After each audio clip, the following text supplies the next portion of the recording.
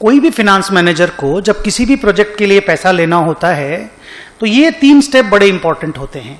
One is identification of various sources of finance. Debt से पैसा आएगा, इक्विटी से आएगा, प्रेफरेंस कैपिटल से आएगा, कहां से पैसा आएगा उसका आइडेंटिफिकेशन करना.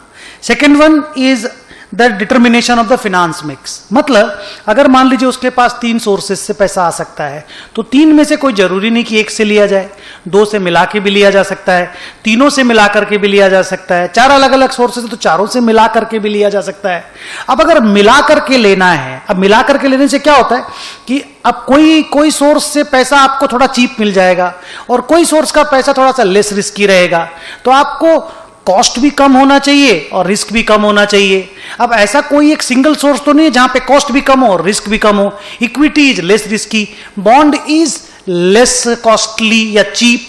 तो आपको बॉन्ड और इक्विटी और प्रेफरेंस वगैरह के कॉम्बिनेशन से डिस्कशन करना पड़ेगा. तो उस कॉम्बिनेशन का फंडा यह है कि आपको उस वाले कॉम्बिनेशन में जाना पड़ेगा जो आपके शेयर होल्डर के वेल्थ को मैक्सिमाइज करेगा. मतलब your financing mix should be in such a proportion that the shareholders wealth, that is the market price per share, is optimized or maximized. और एक बार आपका ऑप्टिमम कैपिटल स्ट्रक्चर डिसाइड हो गया तो उसके बाद आपको फंड रेज करने की एक्टिविटी में चले जाना है.